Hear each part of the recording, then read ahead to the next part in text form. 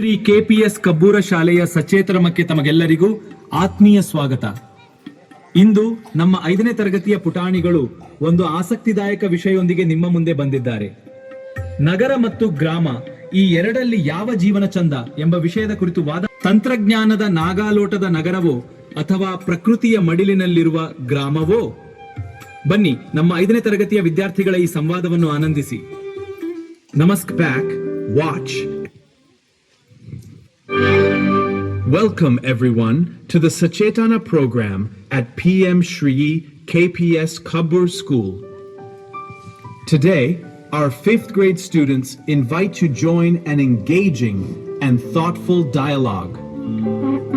The topic for debate, city life versus village life, which is truly superior? Please sit back, watch, and enjoy our students' debate. ಎಲ್ಲರಿಗೂ ಶುಭೋದಯ. ದೇಶದ ಸೌಂದರ್ಯ ಅಡಗಿರುವುದೇ ಅದರ ವೈವಿಧ್ಯತೆಯಲ್ಲಿ.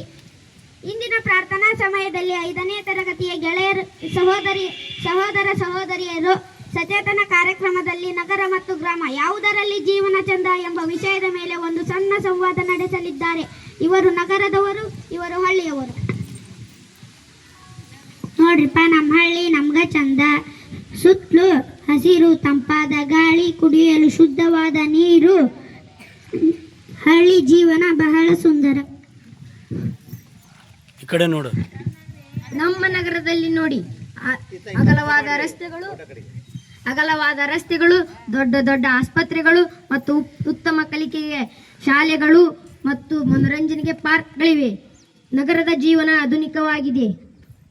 ನಗರದಲ್ಲಿ ಸುಖ ಇರಬಹುದು, ಆದರೆ ಶುದ್ಧ ಗಾಳಿಯಲ್ಲಿದೆ. ಹೊಗೆ, ಶಬ್ದ, ಮಾಲಿನ್ಯ ಮತ್ತು ವಾಹನಗಳ ದಟ್ಟಣೆ.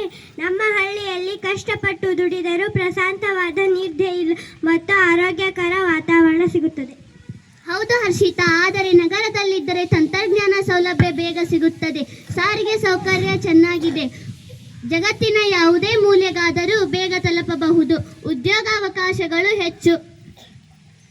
ನೋಡಿ ರಕ್ಷಿತಾ ಮೇಡಮ್ ಅವರೇ, ನೀವು ಎಷ್ಟೇ ಮುಂದುವರೆದರೂ ನಗರದ ಜನರಿಗೆ ತಿನ್ನಲು ಅನ್ನ ಬೇಕಲ್ಲವೇ? ರೈತ ಹಳ್ಳಿಯಲ್ಲಿ ಬೆವರು ಹರಿಸಿ ಬೆಳೆ ಬೆಳೆದರೆ ಮಾತ್ರ ನಗರದ ಜನರಿಗೆ ಊಟ. ನಿಜ ಪ್ರಥಮ್, ಆದರೆ ರೈತ ಬೆಳೆದ ಬೆಳೆಗೆ ಸೂಕ್ತ ಬೆಲೆ ಸಿಗಲು ಮತ್ತು ಅದನ್ನು ಸಂಸ್ಕರಿಸಲು ಮತ್ತು ಮಾರಾಟ ಮಾಡಲು ನಗರದ ಮಾರುಕಟ್ಟೆ ತಂತ್ರಜ್ಞಾನವೇ ಬೇಕಲ್ವಾ? ಚಂದನ, ಅಂದರೆ ಹಳ್ಳಿ ಇಲ್ಲದೆ ನಗರ ಬೆಳೆಯಲು ಸಾಧ್ಯವಿಲ್ಲ.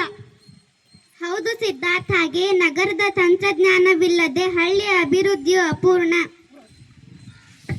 ನೋಡಿದ್ದೀರಾ ಗೆಳೆಯರೇ, ನಗರ ಮತ್ತು ಗ್ರಾಮ ಎನ್ನುವುದು ರಥದ 2 ಚಕ್ರವಿದ್ದಂತೆ. ಗ್ರಾಮವು ನಮ್ಮ ಆಹಾರ ಮತ್ತು ಪರಿಸರದ ಮೂಲ. ಗ್ರಾಮವು ನಮ್ಮ ತಂತ್ರಜ್ಞಾನ ಮತ್ತು ಅಭಿವೃದ್ಧಿಯ ಹಾದಿ. ನಮ್ಮ ಹಳ್ಳಿ ನಮ್ಮ ಜೀವನ.